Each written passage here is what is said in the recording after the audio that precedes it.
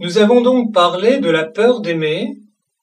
Voyons maintenant, à la lumière des éclairages que nous avons installés, ce qu'est la peur d'être aimé.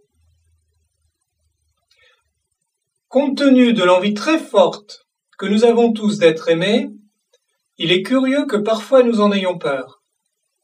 Quel danger peut-il se cacher derrière le fait d'être aimé ?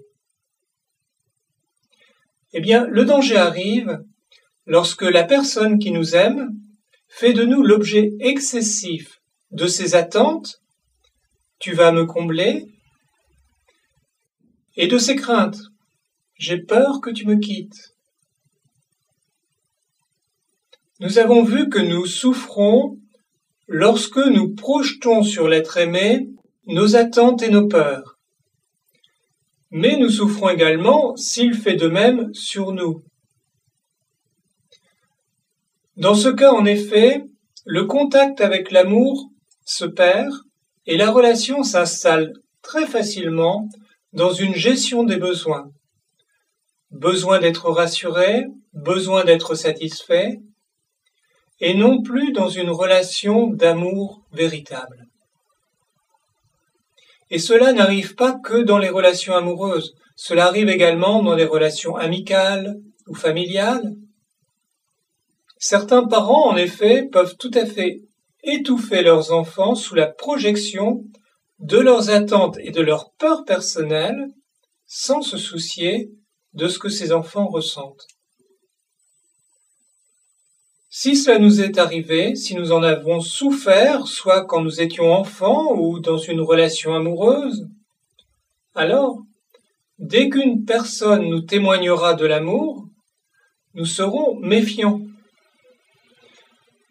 Nous ne voulons plus nous sentir emprisonnés, même par amour. Alors comment remédier à cela ?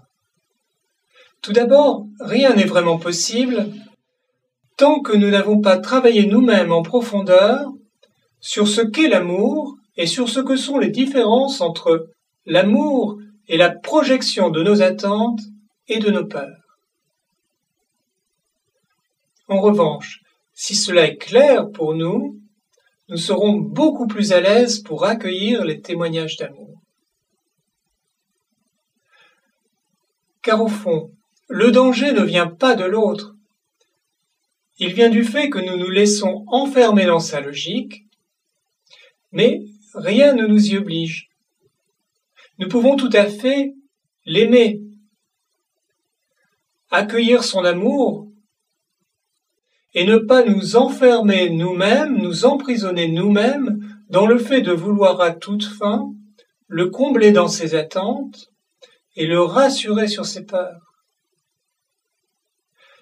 Sachant que mélanger amour et projection des attentes et des peurs est chose courante, nous comprendrons mieux ce qui se passe chez l'autre.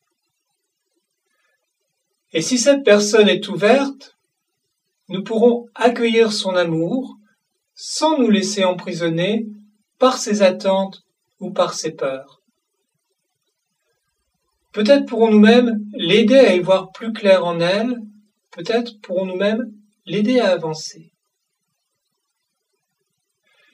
Et si cette personne est enfermée dans ses projections, alors nous prendrons plus de distance par rapport à elle, même si nous ressentons pour elle beaucoup d'amour.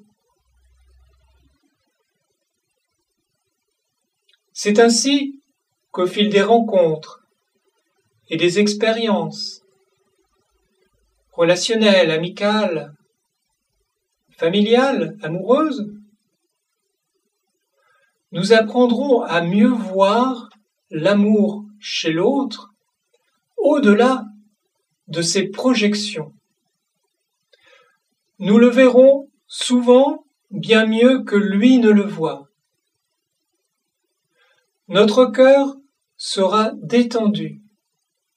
Nous accueillerons son amour et nous rendrons grâce à la vie. Ensuite, que nous fassions un bout de chemin avec cette personne ou pas, c'est notre choix. Et le sien, bien sûr. En conclusion de cette partie concernant la peur de l'amour, la peur d'aimer ou la peur d'être aimé, nous pouvons dire que ce qui nous fait souffrir lorsque nous aimons, lorsque nous sommes aimés, c'est le cortège que nous promenons avec nous en permanence de nos attentes et de nos peurs par rapport à l'image de nous. Ce n'est pas l'amour. L'amour ne devrait donc pas être source de peur. Nous devrions oser aimer autant que nous le permet notre immense capacité en ce domaine. Nous devons oser aimer autant que nous le permet notre immense capacité.